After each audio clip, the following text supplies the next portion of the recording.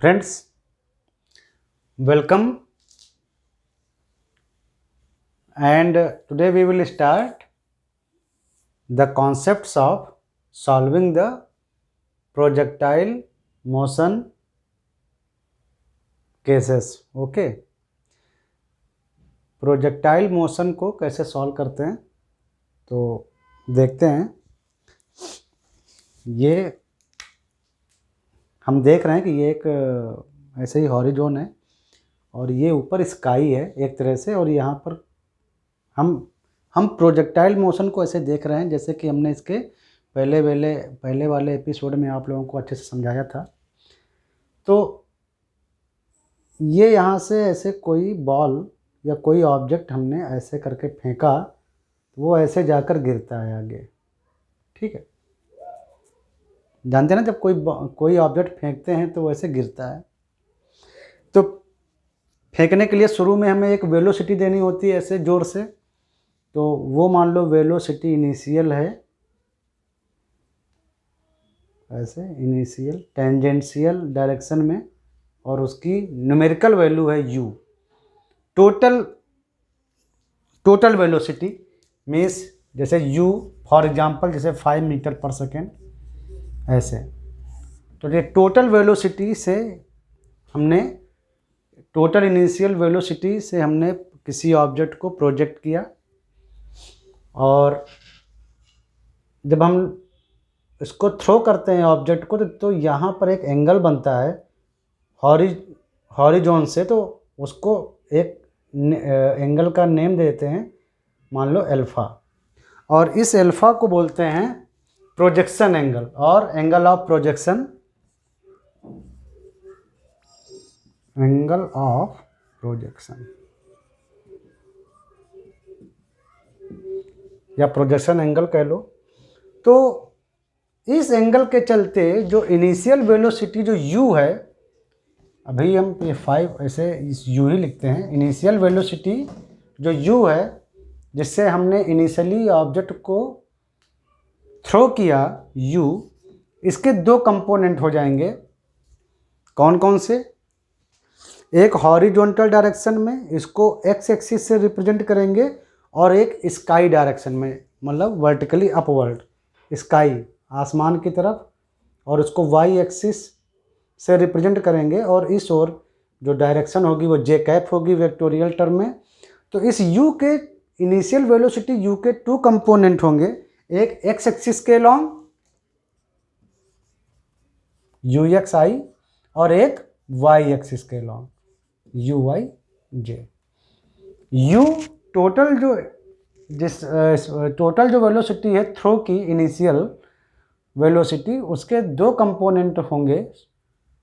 इसके पहले भी आपको अच्छे समझा चुके हैं, एक x डायरेक्शन में कंपोनेंट और एक y डायरेक्शन में कंपोनेंट। एक हॉरिजॉन्टल जिस ओर ये ऑब्जेक्ट जाकर गिरेगा, और एक हाइट की डायरेक्शन में यानी स्काई की डायरेक्शन में। तो ये J cap, I cap and J cap are unit vectors along horizontal direction and in sky direction. Okay, तो ज़रा आप इसको ऐसे निकाल सकते हो। ux कितना आ जाएगा? ux is nothing but component of u along x axis. तो ये होगा u टोटल इनिशियल वेलोसिटी ये, और uy सिमिलरली वर्टिकल कंपोनेंट। आप अच्छे से जानते हैं वर्टिकल कंपोनेंट क्या होगा। इधर की ओर क्या करते हैं, ऐसे आपको समझना है तो ऐसे देख लो। u ये एंगल था अल्फ़ा, और इसका ये कंपोनेंट इधर, वेक्टर आप पढ़ ही चुके हैं। तो ज़रा ये कंपोनेंट है ux, तो cos alpha equal to ux by u आएगा, तो इससे ux equal to u cos alpha आया। और सिमिलरली ये कंपोनेंट निकालना है, तो ये एंगल आ जाएगा आपका 90 माइनस अल्फ़ा। तो ज़रा ये ट्राइंगल देखिए, और ये अगर कंपोनेंट है uy, तो cos 90 minus alpha equal to uy by u। तो uy आपका आ गया nothing but u sine alpha. Since cos 90 minus alpha equal to sine alpha. तो इधर का जो कंपोनेंट है इनिशियली वो ux होगा वेलोसिटी का, और इनिशियली यहाँ का कंपोनेंट जो uy होगा at the point of projection, तो uy होगा u साइन अल्फा। तो हमारी जो इनिशियल जो वेलोसिटी है उसको हम लिख सकते हैं u equal to U cos alpha I और plus u sine alpha J cap. ये देखो, ठीक है। तो अगर हम कोई ऑब्जेक्ट को थ्रो करते हैं under the gravitational condition only, हम ये मान रहे हैं ना कि केवल हम लोग अर्थ के ग्रेविटेशनल के कंट्रोल में ही हैं, केवल जी एक्सेलरेशन के अंडर में है। तो अगर ऐसी कंडीशन में अगर हम लोग मतलब प्रोजेक्ट करते हैं, यहाँ तो हम केवल जी ले रहे हैं, तो इनिशियली जब हम थ्रो करते हैं यू वेलोसिटी से, तो उसको हम टू कंपोनेंट में डिवाइड करते हैं इनिशियली, उस इनिशियल वेलोसिटी को एक एक्स डायरेक्शन में और एक वाई डायरेक्शन में, एक हॉरिजॉन्टल डिस्प्लेसमेंट में और एक स्काई यानी और स्काई डायरेक्शन में यानी वर्टिकल डायरेक्शन में। इस तरह u equal to you x I plus U Y J, और यू एक्स जो होगा वो होगा u कॉस अल्फ़ा, जो एंगल ऑफ प्रोजेक्शन है कॉस अल्फ़ा बस इतना है, ठीक है। इस u से हॉरिजॉन्टल के बीच का एंगल, हॉरिजॉन्टल डायरेक्शन के बीच का एंगल, और सिमिलरली जो अपर कंपोनेंट होगा ये इस डायरेक्शन में vertical component of initial velocity you I will be you sine alpha. तो ये हमको पता चल गया पहले, ठीक है। ये है शुरुआत में, यानी टाइम t इक्वल टू 0 पे, टाइम t इक्वल टू 0 यानी शुरुआत में, मोशन की शुरुआत में हमने इसको थ्रो किया। अब पता चला कि t टाइम के बाद पार्टिकल यहाँ पे आ गया है, किसी मतलब यहाँ पे आ गया है, ये है आपका पॉइंट P, यहाँ पे आ गया है। t टाइम के बाद, किसी t टाइम के बाद, शुरुआत में at t time 0 initial velocity पता था और एंगल ऑफ प्रोजेक्शन पता था। एट टाइम t मतलब किसी टाइम पर हमने ऑब्जर्व किया तो देखा कि हमारा पार्टिकल पॉइंट P पर पहुंच गया। पॉइंट P कुछ भी हो सकता है, तो इसीलिए इसको वेरिएबल एक नेम दे देते हैं x1 comma y1, where x1 is this. जब ये पार्टिकल यहाँ पर पहुंचा तो उसका हॉरिजॉन्टल डिस्प्लेसमेंट x1 और उसका जो वर्टिकल डिस्प्लेसमेंट है ये y1।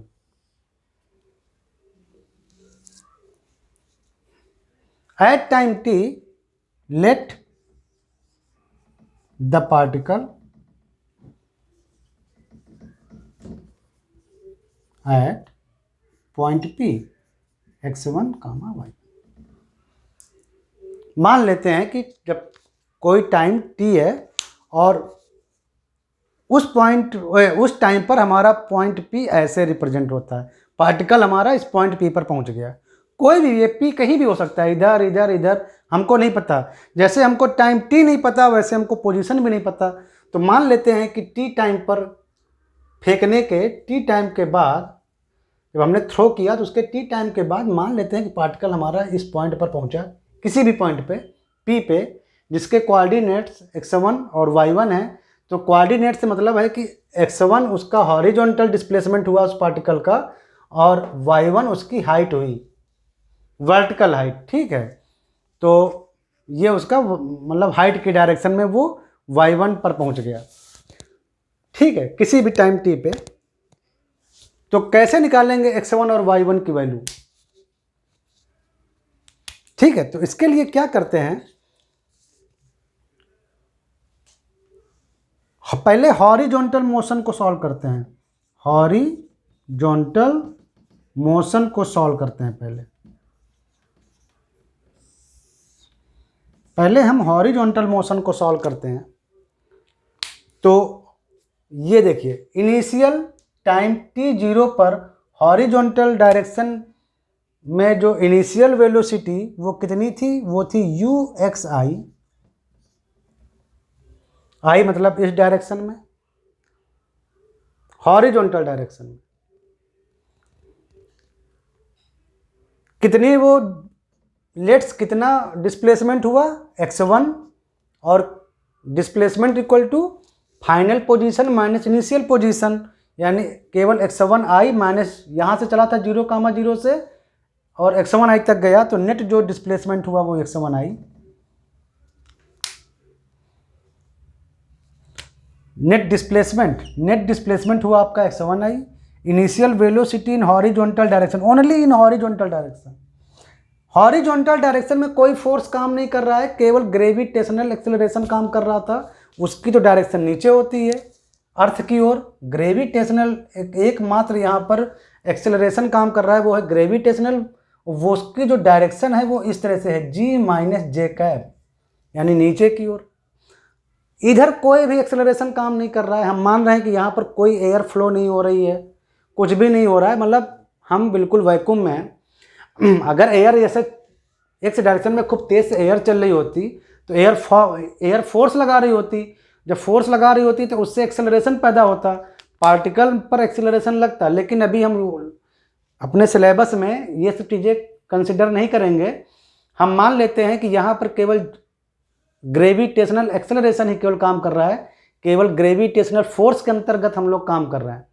हम लोग एक्सटर्नल कोई फोर्स नहीं लगा रहे हैं, ना हमारे पास कोई एयर चल रही है, ना वायुमंडल है, ना एटमॉस्फेयर है, ऐसा का कोई फ्रिक्शन फोर्सेस नहीं है, ऐसा हम एज्यूम करके चल रहे हैं। तो एक्स डायरेक्शन में जो आपका एक्सेलरेशन है वो आपका जीरो है, केवल जीरो है, याद रखिए। एक्स डायरेक्शन में कोई एक्सेलरेशन काम नहीं कर रहा है। तो अब आप फार्मूला लगा दीजिए, वही displacement equal to u t plus half a t square, ये आपने पढ़ा है ना। U is the initial velocity, इससे मत धोखा खाइएगा, ये जस्ट मैंने फार्मूला लिखा है। तो displacement equal to x1 i, initial velocity u x i, x direction में ओनली, इसलिए यू एक्स।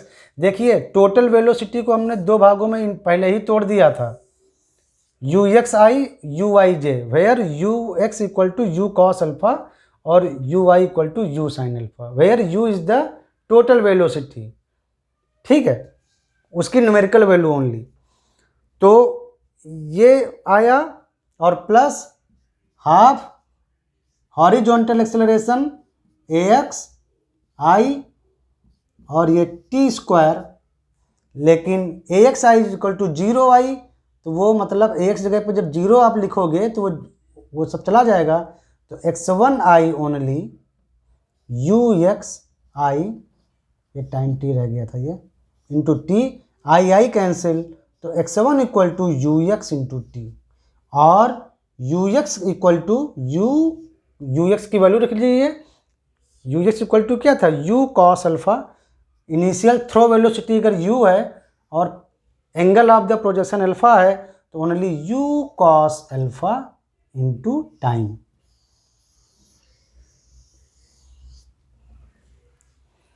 ये दिख रहा है वीडियो में? बराबर दिख रहा है। तो इसका मतलब है कि ये हमको पता चल गया कि टाइम टी पे, यानी फेंकने के टी टाइम बाद, अब सेकंड कह रहे हो तो सेकंड कह लो, टी सेकंड कह लो, या जो भी आपको टाइम दिया हो, तो टी टाइम के बाद जब वो पार्टिकल x1 और y1 पोजीशन पर पहुंचा था तो हमने x1 निकाल लिया। x1 कितना आया, u cos alpha into time. और उन ऐसे भी देख सकते हो कि हॉरिजॉन्टल जो डिस्प्लेसमेंट आया x1 वो आया ux इंटू टाइम, यानी horizontal component of initial velocity into time, because x direction में कोई एक्सेलरेशन नहीं लग रहा था, तो मतलब एक्सेलरेशन फंक्शन पिक्चर में आया ही नहीं। Horizontal displacement x1 equal to you x into t, horizontal component of the velocity into time. और अगर आपको उसकी वैल्यू पता है u की, कि किस स्पीड से फेंका गया तो स्पीड इंटू जो एंगल है उसका कॉस और इंटू टी, चूँकि हॉरिजॉन्टल कंपोनेंट यही है। तो ये तो आया आपका x1। सिमिलरली अब हम वर्टिकल मोशन की ओर देखेंगे तो और हम y निकालेंगे, यानी वो कितनी हाइट तक गया किसी टाइम पे। तो ये आपका जो यहाँ पर लिख देता हूँ, जो ग्रेविटेशनल एक्सेलरेशन है वो नीचे की ओर काम कर रहा है, यानी केवल जब वर्टिकल मोशन पिक्चर में आएगा तभी ग्रेविटेशनल एक्सेलरेशन काम में आएगा। तो अब हम वर्टिकल मोशन को सॉल्व करेंगे। यहाँ हॉरिजॉन्टल मोशन को सॉल्व किया, अब वर्टिकल मोशन को देखेंगे।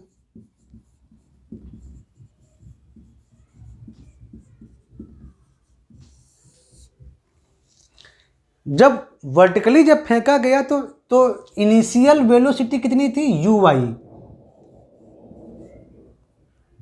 जब वर्टिकली, हम केवल वर्टिकल मोशन अब देख रहे हैं केवल जे डायरेक्शन में, केवल जे डायरेक्शन में। हॉरिजॉन्टल मोशन मीन्स केवल आई कैप डायरेक्शन में। तो अब हम केवल अपवर्ड मोशन देख रहे हैं।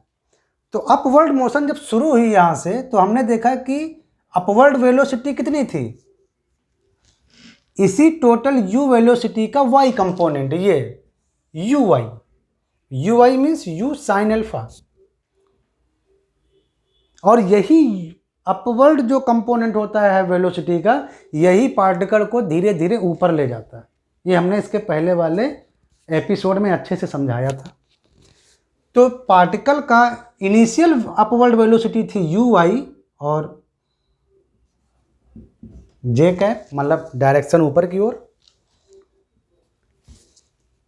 पार्टिकल पूरे मोशन 0 टाइम से लेकर किसी टाइम t, ये टाइम मतलब 0 से t इक्वल टू 0 से वही किसी भी टाइम t पर के बीच में कितना डिस्प्लेसमेंट हुआ। तो फाइनल पोजीशन क्या है, y1 j minus initial position 0j।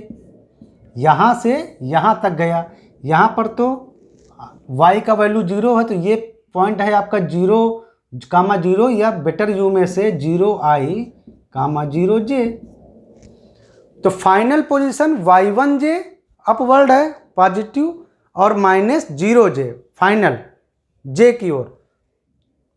ये आ जाएगा केवल y1j, जहाँ y1 हाइट है, j उसकी डायरेक्शन है। तो टोटल डिस्प्लेसमेंट ये आया और टाइम लगा आपका वही t।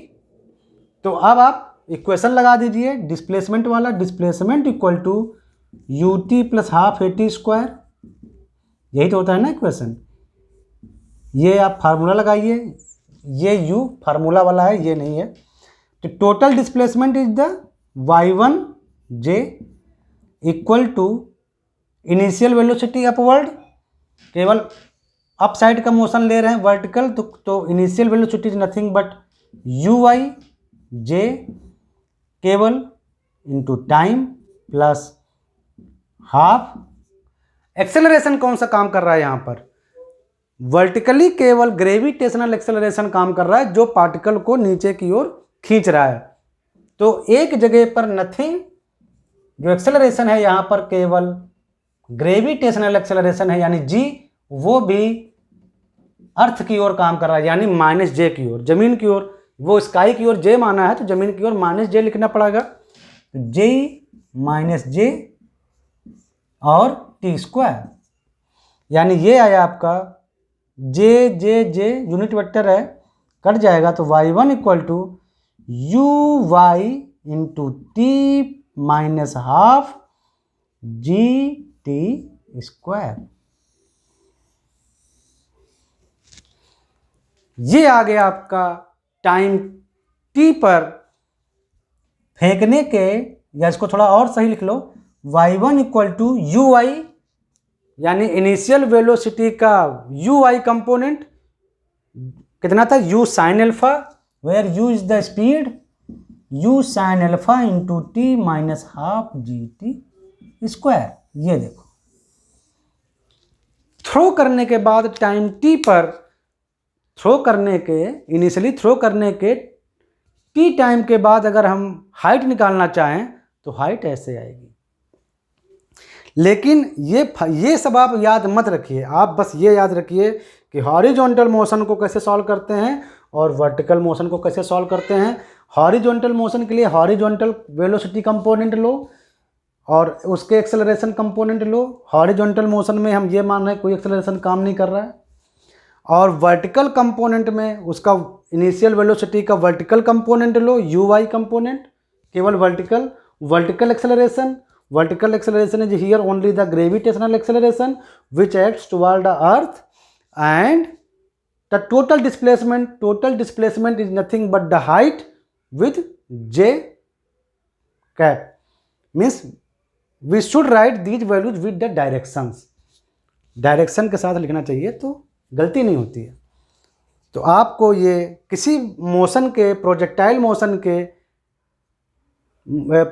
मोशन में टाइम टी के बाद आपका पॉइंट कहाँ पे होगा, कितना डिस्प्लेसमेंट हुआ हॉरिजॉन्टल x1, ये वैल्यू x1 पता चल गई किसी भी टाइम पे। जैसे ये पार्टिकल यहाँ पर पहुँचा तो कितना x1 चला और कितनी हाइट है उसकी y1, दोनों पता चल गई। इसको अगर आप चाहो तो केवल जर्नल एक और केवल लोकस निकाल सकते हो। लोकस कैसे, देखिए x1 और y1 देखिए, दोनों चीज़ों में हमको u पता है, एंगल पता है, लेकिन हमको टाइम नहीं पता था। हम कोई भी टाइम माने थे तो टाइम को गायब कर दो तो आपको उस पार्टिकल का प्रोजेक्शन में लोकस पता चल जाएगा। यहाँ से टाइम कितना आया, क्योंकि हमने टाइम आर्बिट्री लिया था ना, हमको ये नहीं पता था कि कौन सा टाइम ले रहे हैं। तो t equal to x1 by u cos alpha, ये तो मैं ऐसा ही लिखा रहा हूँ। जनरली लोकस डेराइव कराते हैं या कुछ भी, इसका यूज ज़्यादा नहीं होता है। आपको बेसिक कॉन्सेप्ट पता होना चाहिए। आपको ये पता होना चाहिए कि हॉरिजॉन्टल मोशन कैसे सॉल्व करते हैं और वर्टिकल मोशन कैसे सॉल्व करते हैं, ठीक है। तो यहाँ पे रखिए, तो t, यहाँ से t आया x1 by u cos alpha, और ये t की वैल्यू यहाँ रखिए तो y1 आपका आ गया y1 equal to you sine alpha. t की जगह पे x1 by u cos alpha, t गायब कर रहे हैं, ठीक है, माइनस हाफ g, और t की जगह पे x1 by u cos alpha का स्क्वायर। तो यू कट गया, यहाँ से कुछ कटेगा, यहाँ से कुछ नहीं कटेगा, तो ये y1 आया x1 tan अल्फा माइनस जी x1 square upon 2u square cos square alpha. तो लोकस क्या आ गया, जर्नल लोकस x1 y1 की जगह पर एक जर्नल xy लिखते हैं। ये सब आप जानते हो, हाई स्कूल में पढ़े हो mathematics. y equal to x tan alpha minus g x square, और सारे कांस्टेंट टर्म एक साथ लिख दो, g by 2u square cos square alpha into x square. ये देखो, ये प्रोजेक्शन का एक जर्नल लोकस होता है। और आप जानते हैं कि y equal to a x square plus b x, ये जो इक्वेशन होता है ये एक पैराबोला होता है। तो मैथ में जानते हैं ना, ये इक्वेशन एक पैराबोला का इक्वेशन होता है। तो दिस मीन्स जब आप किसी पार्टिकल को थ्रो करते हैं, मतलब फील्ड में आप बॉल फेंकते हैं या कुछ भी गन से शॉट करते हैं या कैनन का यूज करते हैं, कुछ भी करते हैं, तो वो का जो पाथ होता है वो एक पैराबोलिक पाथ है। ये एक पैराबोलिक पाथ है। तो यहाँ से आपको बस मैंने एक जर्नल आपको एक जनरल ग्लिम्स मिला कि प्रोजेक्टाइल मोशन के केसेस कैसे हैंडल किए जाते हैं। प्रोजेक्टाइल मोशन में आपको याद रखना है कि हमको पहले इनिशियल वेलोसिटी को हॉरिजॉन्टल और वर्टिकल डायरेक्शन में तोड़ना है, फिर दोनों को अलग अलग सॉल्व करना है। यानी एक्स डायरेक्शन की मोशन को अलग, यानी हॉरिजॉन्टल डायरेक्शन की मोशन को अलग और वर्टिकल डायरेक्शन की मोशन को अलग सॉल्व करना है। समझ में आया? यही कॉन्सेप्ट है। थोड़ा और आगे बढ़ते हैं, ठीक है? अब तो आप समझ ही गए हैं।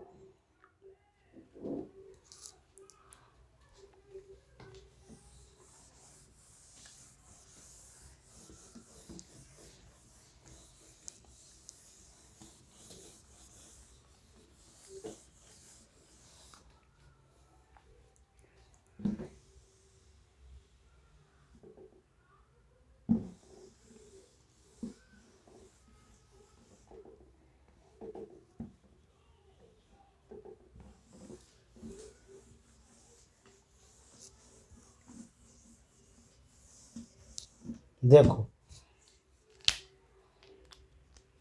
तो पिछले अभी हमने देखा कि हम कैसे किसी भी टाइम पर अपने ऑब्जेक्ट, मेरा चाहे जहाँ हो, हम निकाल सकते हैं कि वो कितनी हाइट तक गया और कितना डिस्प्लेसमेंट हॉरिजॉन्टली वो उसने मतलब हॉरिजॉन्टल कितना डिस्प्लेस उसने कवर किया।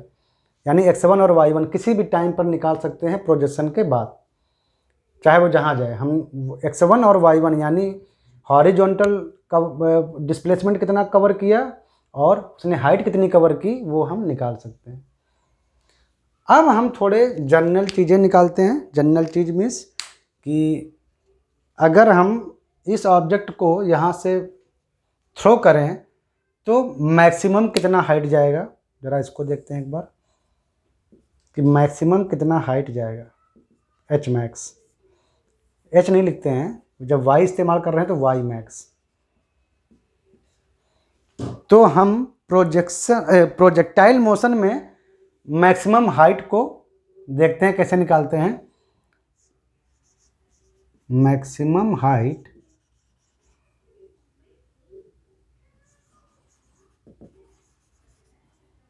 इन प्रोजेक्टाइल मोशन। ये सब बहुत सिंपल चीज़ें हैं, ऐसे हेडिंग डालने की मुझे कोई ज़रूरत नहीं थी, लेकिन डाल देता हूँ। ये सब आप चुटकियों में निकाल लेंगे। तो maximum height means y max हमें निकालना है।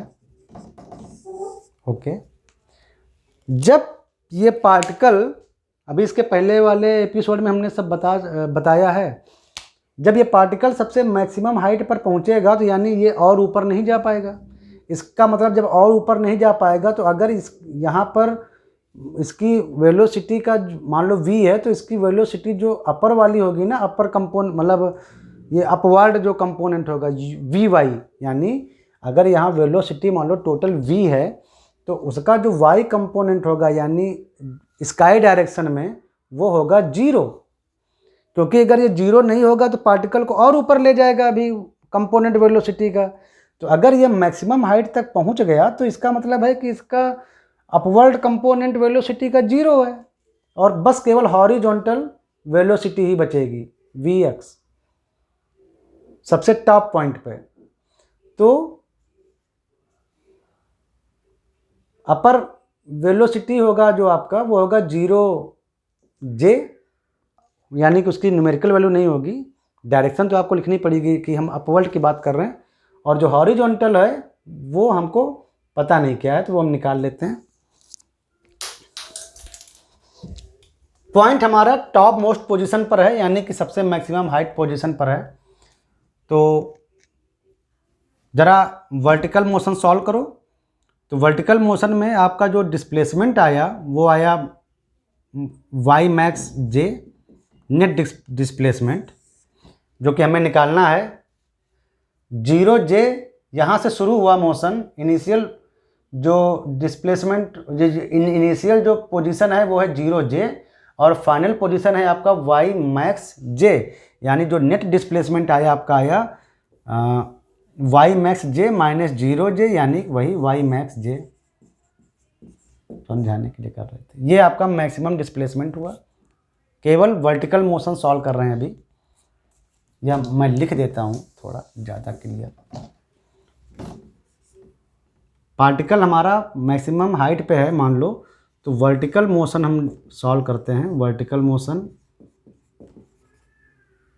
इसको सॉल्व करते हैं। तो वर्टिकल मोशन की ओर जो नेट डिस्प्लेसमेंट है आपका वो है वाई मैक्स जे माइनस जीरो जे, यानी वाई मैक्स जे कैप, डायरेक्शन है जे, अपवर्ड की बात हो रही है।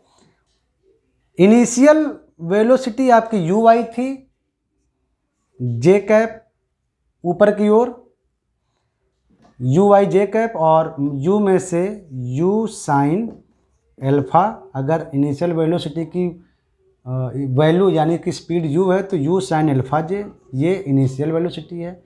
फाइनल वेलोसिटी जब आपका वाई मैक्स पर पहुंचा है तो फाइनल वेलोसिटी कितनी है आपकी ऊपर की ओर, केवल फाइनल वाली यानी वी वाई जे, ये है आपकी जीरो जे।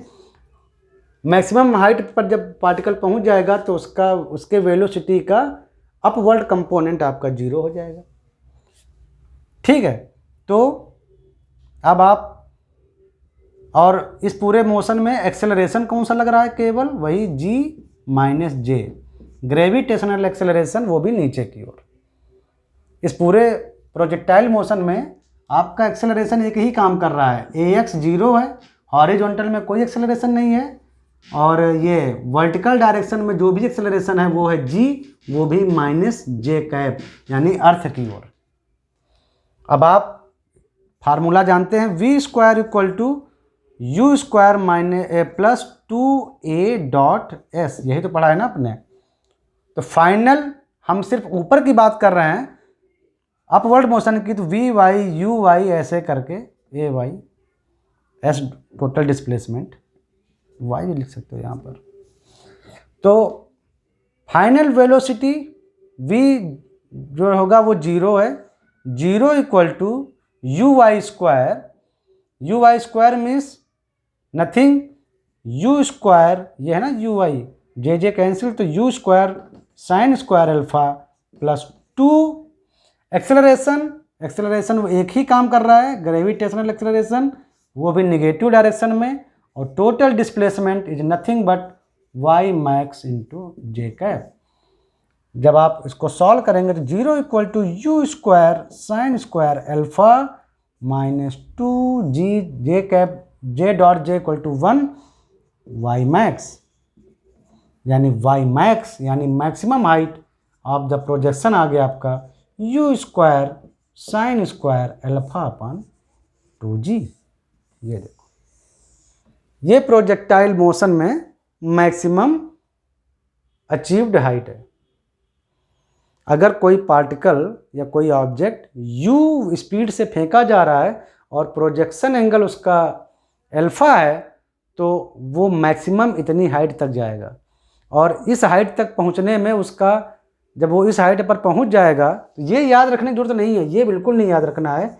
मेन बस ये याद रखना है कि जब पार्टिकल जब सबसे टॉप पोजीशन पर या सबसे हाई पोजीशन पर होता है हाइट के, तो वहाँ पर उस पार्टिकल का जो वेलोसिटी का जो वाई कंपोनेंट होगा, वी वाई अपवर्ड कंपोनेंट, वो जीरो होगा। जीरो नहीं होगा तभी पार्टिकल और ऊपर जाता है, तो मैक्सिमम तक पहुंच गया, इसका मतलब वो जीरो होगा। केवल एक कंपोनेंट बचेगा, वो होगा हॉरिजॉन्टल कंपोनेंट, और वो हॉरिजॉन्टल कंपोनेंट कितना होगा, थोड़ा हॉरिजॉन्टल मोशन निकाल लेते हैं हाईएस्ट पॉइंट पे, हॉरिजॉन्टल मोशन को स्टडी कर लेते हैं। तो देखिए हॉरिजॉन्टल का फाइनल वेलोसिटी Vx एट, ठीक है, और इनिशियल वेलोसिटी कितनी थी आपकी Ux आई, और हॉरिजॉन्टल डायरेक्शन में कोई एक्सेलरेशन नहीं लग रहा है, तो फार्मूला वही ये वाला v square equal to you square plus two a s, यही तो पढ़ा है ना, ठीक है। तो डिस्प्लेसमेंट आपका मान लो वही x1 आई, तो रखेंगे यहाँ पे, तो फाइनल वेलोसिटी अगर Vx है तो Vx square initial Ux square plus to ax into x, लेकिन हॉरिजॉन्टल डायरेक्शन में कोई एक्सेलरेशन काम नहीं कर रहा है, ax इक्वल टू जीरो, तो ये पूरी वैल्यू हो जाएगी जीरो। यानी जो फाइनल जो हॉरिजॉन्टल वेलोसिटी होगी वो इनिशियल वेलोसिटी के इक्वल होगी। यानी यहाँ पर जो ये फाइनल वेलोसिटी है Vx वो होगी आपकी इनिशियल वेलोसिटी यानी Ux के इक्वल x डायरेक्शन में। Horizontal velocity component generally remains unchanged because आप ऐसे भी समझो कि हॉरिजॉन्टल कंपोनेंट लगभग प्रोजेक्शन में हर जगह सेम रहता है। क्यों? क्योंकि कोई एक्सेलरेशन काम कर ही नहीं रहा है हॉरिजॉन्टल डायरेक्शन में। हमने ये माना है ना कि कोई एयर नहीं चल रही है, कुछ भी नहीं चल रहा है, वैक्यूम टाइप का है, एयर रेजिस्टेंस या किसी प्रकार का फ्रिक्शन फोर्सेस वहाँ पर नहीं है। अभी हमारे सिलेबस में बस इतना हमको मान के चलना है। तो ऐसी अगर कंडीशन डालेंगे तो हॉरिजॉन्टल डायरेक्शन में कोई एक्सेलरेशन काम कर ही नहीं रहा है। इसका मतलब है कि हॉरिजॉन्टल जो वेलोसिटी का जो कंपोनेंट है वो पूरे मोशन में कांस्टेंट रहेगा। यहाँ Ux है, यहाँ पर भी Ux रहेगा, यहाँ पर भी Ux रहेगा, हर जगह पर वर्टिकल कंपोनेंट हॉरिजॉन्टल कंपोनेंट यही रहेगा जो शुरू में यहाँ पे था Ux, अनटिल इस ओर भी कोई एक्सेलरेशन काम करे। एक्सेलरेशन या डिसेलरेशन, तभी तो एक्सेलरेशन और डिसेलरेशन क्या है, ये वेलोसिटी में चेंज लाते हैं। Rate of change of the velocity is the acceleration. अगर इंक्रीज करता है तो एक्सेलरेशन, और वेलोसिटी को घटाता है टाइम के रिस्पेक्ट में तो वो डिसेलरेशन। कुछ तो होना चाहिए ना वेलोसिटी को कंट्रोल करने के लिए हॉरिजॉन्टल कंपोनेंट वाले को, लेकिन यहाँ पर हम मान के चल रहे हैं कि कोई हॉरिजॉन्टल कंपोनेंट है ही नहीं एक्सेलरेशन का। तो जब नहीं है तो जो इनिशियल हॉरिजॉन्टल कंपोनेंट होगा Ux वही हर जगह होगा। समझ में आया? तो ये हमने स्टडी की जब पार्टिकल मैक्सिमम हाइट तक गया। ठीक है, चलो आगे देखते हैं।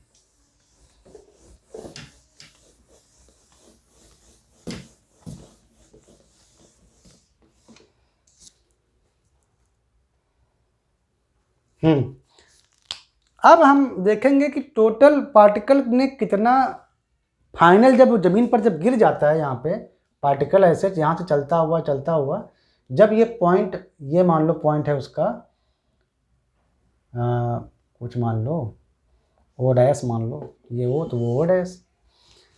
तो जब यहाँ पर जब गिर जाता है, फाइनल लैंड होता है पार्टिकल पूरे प्रोजेक्शन के बाद, तो हम बोलते हैं कि उस पार्टिकल की टोटल जो रेंज आई है प्रोजेक्शन की वो है R।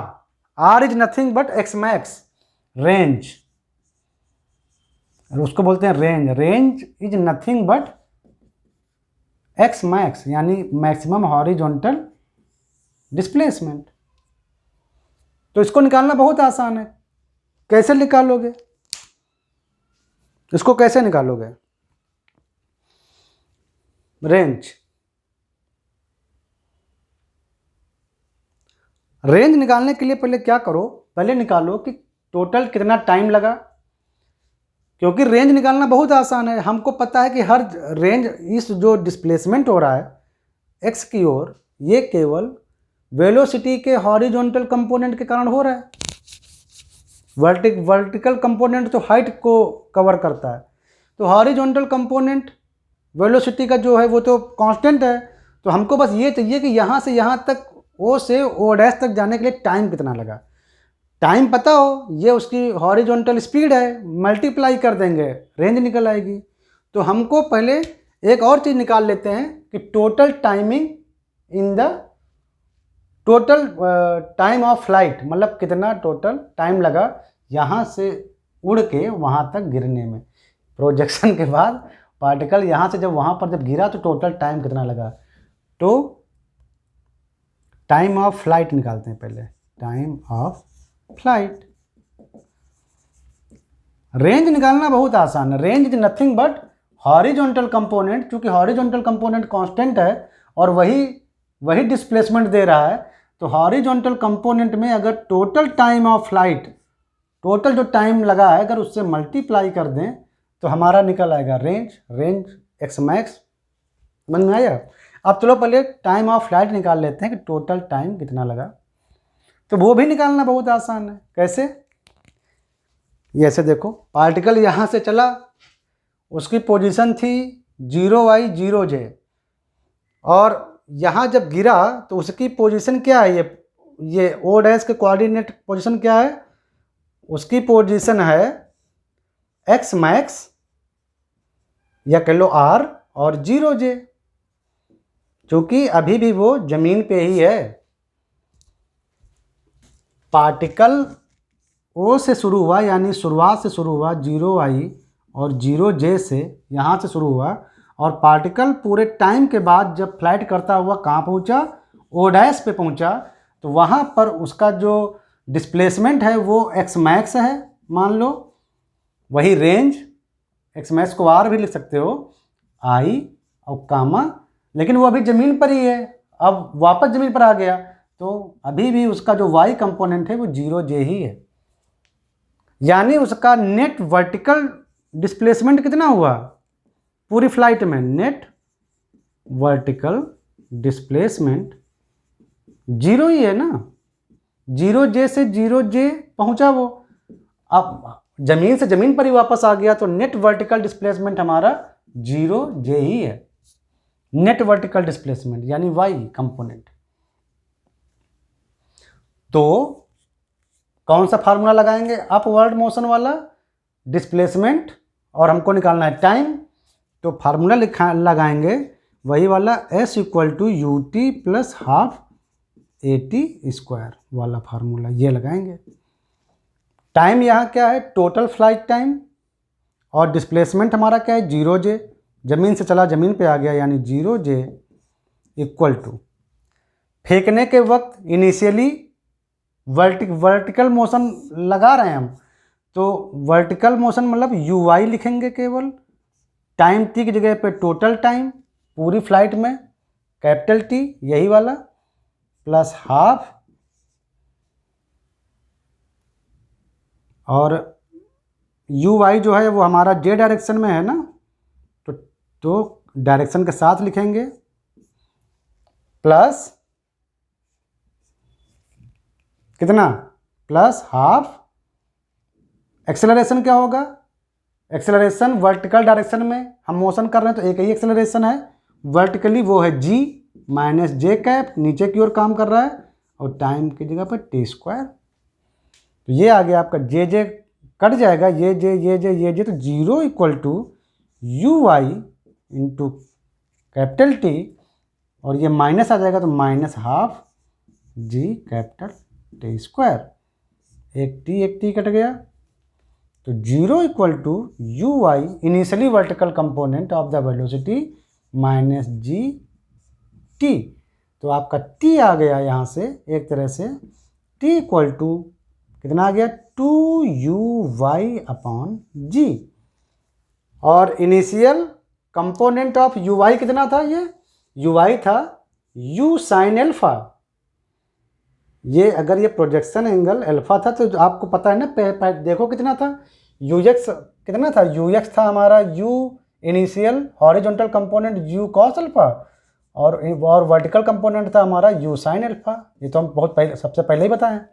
तो ui की जगह पे जरा वैल्यू रखो, तो 2 नेट स्पीड थ्रो करने की, एंगल अगर है प्रोजेक्शन का अल्फा तो साइन अल्फा, तो ui = u sin अल्फा/g = capital T, ये हुआ टोटल टाइम लगा, टोटल टाइम ऑफ फ्लाइट, मतलब यहाँ से उड़ के यहाँ तक वापस गिरने में लगा टाइम हमारा आ गया ये, ठीक है, ये टोटल हो गया टाइम ऑफ फ्लाइट। तो मैक्सिमम रेंज प्रोजेक्शन की, रेंज फुल रेंज मतलब वही ओ से ओ डैश तक, या कह लो एक्स मैक्स कह लो, कितनी आ गई, horizontal component ux × capital T, ux आपको पता है u cos alpha × capital T 2u sin अल्फा/g, और ये आ गया 2u बाहर कर लो तो u 2 cos अल्फा sin अल्फा/g, और ये जानते हैं आप क्या है, ये है sin 2 अल्फा का फार्मूला, तो sin 2 अल्फा/g, ये है आपकी रेंज और x max, horizontal maximum displacement.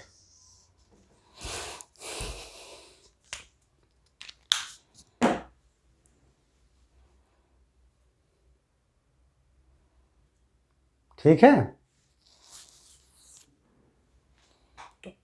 ये सब फार्मूले मत याद करो, इनको याद करना बेवकूफ़ी है। याद रखो कैसे मोशन सॉल्व करने हैं आई और जे डायरेक्शन में, बस हमको कुछ चीज़ें एकदम याद रखनी है। पहला कि इनिशियली हमको वेलोसिटी को 2 कंपोनेंट में तोड़ देना है। अगर इनिशियल स्पीड u है और एंगल अल्फ़ा है तो उसको पहले ux और uy में तोड़ दो। Initially horizontal velocity, initially vertical velocity. ठीक है, हॉरिजॉन्टल वेलोसिटी कांस्टेंट रहेगी क्योंकि कोई एक्सेलरेशन काम नहीं कर रहा है। वर्टिकल वेलोसिटी ग्रेविटेशनल एक्सेलरेशन के अंतर्गत काम करेगी। g माइनस जे कैप, मतलब नीचे की ओर लग रहा है जो ग्रेविटेशनल एक्सेलरेशन अर्थ की ओर, वो उसमें यूज होगी। उसके बाद जो मैक्सिमम जो हाइट होगी, मैक्सिमम हाइट पर ये भी याद रखना है आगे, फिर हम फार्मूले लगाते जाएंगे। ये बात और याद रख लीजिए कि मैक्सिमम जो हाइट होगी वहाँ पर वर्टिकल कंपोनेंट उसका 0 हो जाएगा वेलोसिटी का फाइनल। पूरी फ्लाइट में नेट वर्टिकल डिस्प्लेसमेंट 0 होगा क्योंकि अर्थ से वापस पार्टिकल अर्थ पर आ जाता है। टाइम ऑफ फ्लाइट उसी से निकाल लेंगे, और मैक्सिमम जो रेंज है वो, या किसी भी टाइम का जो रेंज है वो क्या होगा, वो only horizontal component into time, क्योंकि हॉरिजॉन्टल कंपोनेंट पूरी फ्लाइट में कांस्टेंट रहेगा। क्यों? क्योंकि हॉरिजॉन्टली कोई एक्सेलरेशन काम नहीं कर रहा है। तो इतना आज हमने आपको समझा दिया है। अब इसके डिफरेंट थोड़े केसेस और हैं जो हम लोग सॉल्व करेंगे। ठीक है, चलो मिलते हैं नेक्स्ट एपिसोड में।